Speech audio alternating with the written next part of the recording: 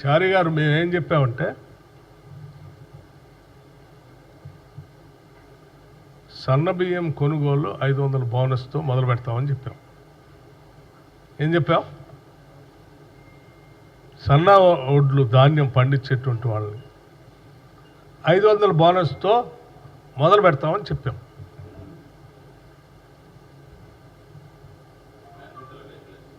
మొదలు పెడతామని చెప్పామని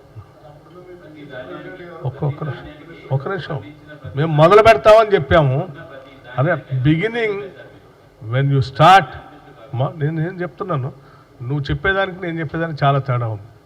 సన్న బియ్యానికే 500 ఇస్తున్నారు అని చెప్తా ఉన్నారు. నేను చెప్పేది ఏంటంటే సన్న ధాన్యం కొనుగోలుతో మొదలు పెడుతున్నాం అన్నాం. ధాన్యాన్ని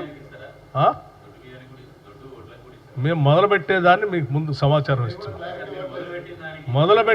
మేము సన్న ధాన్యాన్ని కొనుగోలు చేసేదానికి 500 రూపాయల బోనస్ని స్టార్ట్ చేస్తున్నామని చెప్తున్నాం.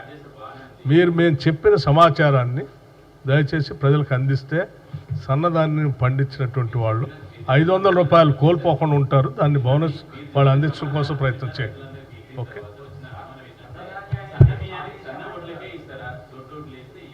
మిగతా సమాచారం తర్వాత చెప్తారు.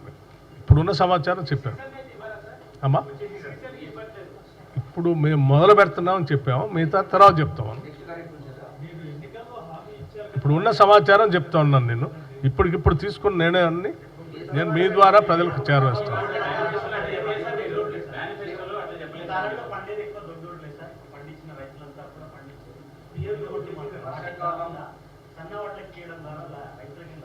మీకు మేము తీసుకున్నటువంటి విధానపరమైన నిర్ణయం సమాచారం మీకు స్పష్టంగా నిన్న క్యాబినెట్ మీటింగ్ అయిన తర్వాత ఒక నిమిషం బ్రీఫింగ్ చేసి ఉంటారు.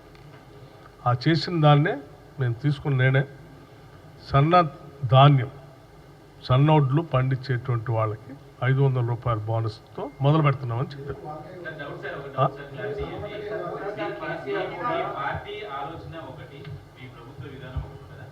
నేను పార్టీ పరంగా ఇక్కడ నుంచే చెప్తా ఉన్నాను.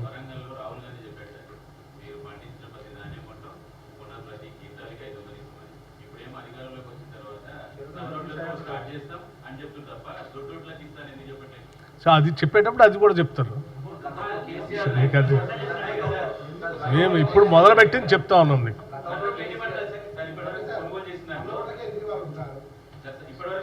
ఎక్కడి నుంచో ఓ దగ్గర స్టార్ట్ చేయాలి కదా. somewhere it has to start.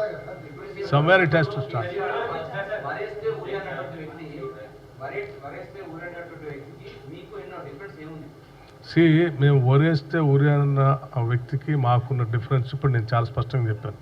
పండించిన ప్రతి గింజను మేము కొంటామని. ఒరేస్తే ఊరేస్తాం మీరు ఏ వాహనం అని చెప్పినట్టుగా మేము చెప్పట్లే. చివరి గింజ వరకు కొంటాం, తడిసిన గింజను కూడా కొంటాం, మొక్కెత్తిన గింజను కూడా కొంటామని చెప్పాం. మాకు ఆయనకున్న తేడా. ఆ సమాచారం నా దగ్గర లేదు, తీసుకొని చెప్తున్నాం ఎంత ఉంది.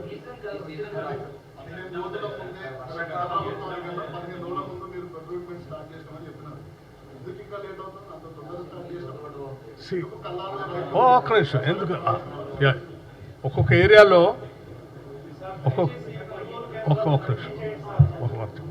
ఒక్కో ఏరియాలో ఒక్కో దగ్గర క్రాప్ వస్తూ ఉంటుంది. ఒక్కో ఏరియాలో ఓ దగ్గర ముందు వస్తుంది, ఓ దగ్గర వెనక్కి వస్తూ ఉంటుంది. సో వేసిన టైంని బట్టి వస్తూ ఉంటుంది. సో కాబట్టి నో టార్పాలిన్ కవర్లకు కావాల్సినంత నిధుల్ని సమకూర్చాం. And in fact the government has very clearly instructed the Chief Secretary to conduct periodical reviews also with the collectors. Wherever it is required, the money is also parked. They can buy tarpaulins. Any number of tarpaulins are required. So there is no shortage. ఎక్కడ అవసరం ఉన్నా కొనటానికి అక్కడ